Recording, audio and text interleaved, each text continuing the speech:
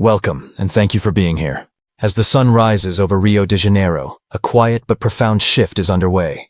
Leaders from across the global south have come together, not just for another summit, not just for ceremonial speeches or symbolic gestures, but for something far more consequential. The BRICS Summit this year is not merely a gathering, it is a signal, a turning point, a recalibration of global power that could alter the course of international politics for decades to come. And while all eyes may be on the major players, China, India, Brazil, Russia, something else is happening, almost imperceptibly, just beneath the headlines. Southeast Asia is moving. Not loudly, not recklessly, but deliberately, steadily, and with unmistakable intent. The region is aligning itself with this growing force in the global south, not out of loyalty, not out of ideology, but out of strategic clarity. It sees something others may have missed. Two specific, transformative opportunities that promise not just short-term gain, but long-term sovereignty, peace, and prosperity. And it's not chasing influence for influence's sake. It's hedging its future in a world that no longer functions the way it used to. To understand why this matters, we need to take a closer look at what BRICS has become. Not what it was, not what it was mocked for being, but what it is right now, and what it is becoming. Once a five-country coalition, Brazil, Russia, India, China, and South Africa, formed with ambitious goals but limited reach, BRICS was often dismissed as little more than a talking club.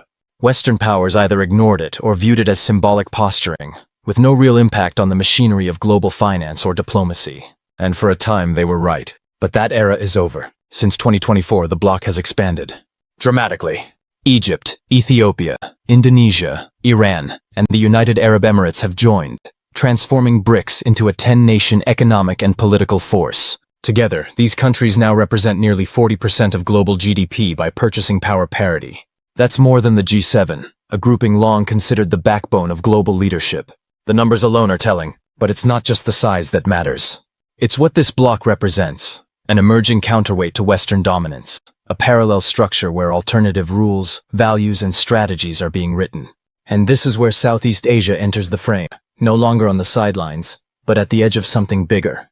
Indonesia, the largest economy in the region and a rising middle power in its own right, officially joined BRICS in January 2024. That single decision reverberated throughout the region. Suddenly, what once seemed distant became tangible. Malaysia, Thailand, and Vietnam have followed suit. Not as full members, at least not yet, but as active partners, engaging with the bloc, exploring its mechanisms, attending its forums, and evaluating its potential. This isn't an isolated shift. It's a movement. A quiet tide pulling the region closer to a new center of gravity. Why now? Why this pivot and why this bloc? Because BRICS has evolved. It's no longer simply about challenging the West. It's about building a credible alternative.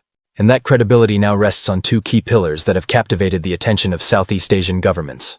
The first is the New Development Bank, often called the BRICS Bank. This is not a theoretical institution or a vague aspiration. It is a fully operational multilateral development bank that is funding real projects, especially in infrastructure and renewable energy. These are not just loans. They're lifelines for emerging economies hungry for growth, but wary of debt traps, political strings, or neo-colonial terms.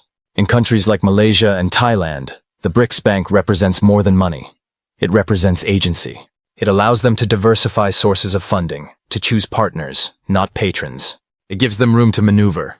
And in a world where dependency has too often been the price of development, that room is invaluable. The second pillar is the Contingent Reserve Arrangement, the CRA. A lesser-known but incredibly strategic mechanism. This is a financial safety net designed for emergencies. In times of economic crisis, currency crashes, balance of payment shocks, sudden capital flight, member states can access liquidity without being forced into austerity or political concessions. This is a form of self-insurance. A collective buffer that empowers nations to weather storms without surrendering sovereignty.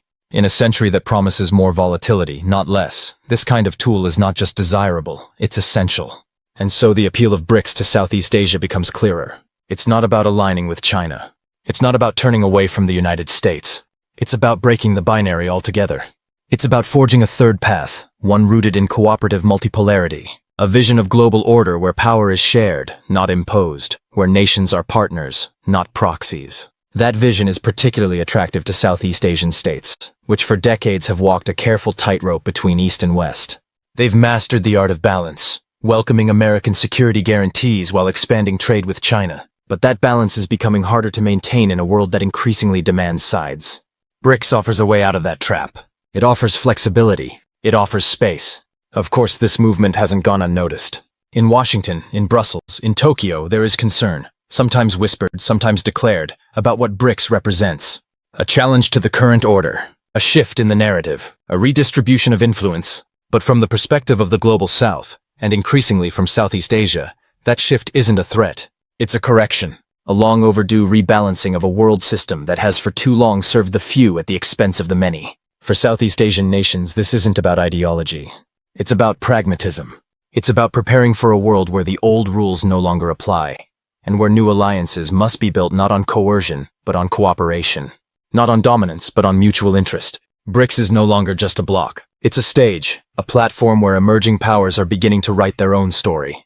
And Southeast Asia, long underestimated, long overshadowed, is picking up the pen. This isn't a pivot, it's a recalibration. It's not about turning away, it's about stepping forward.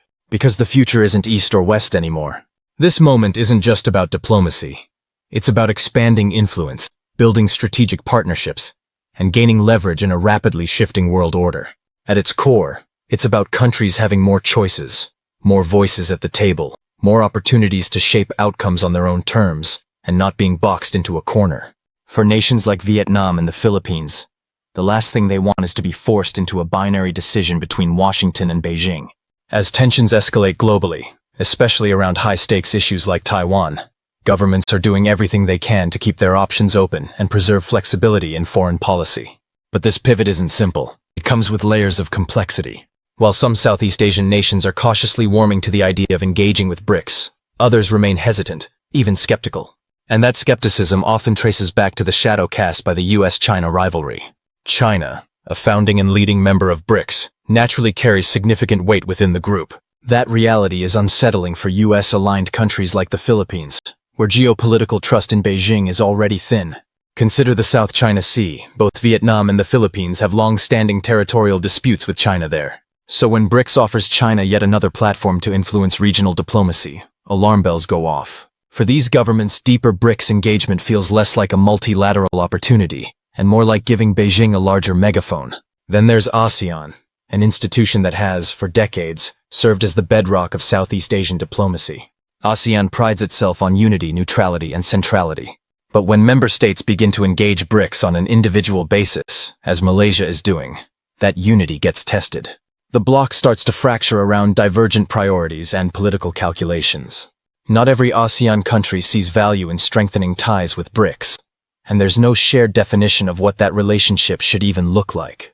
For example, Malaysia, which holds this year's ASEAN chairmanship, is already walking a diplomatic tightrope by inviting Russian President Vladimir Putin and other BRICS leaders to the 2025 ASEAN Summit in Kuala Lumpur.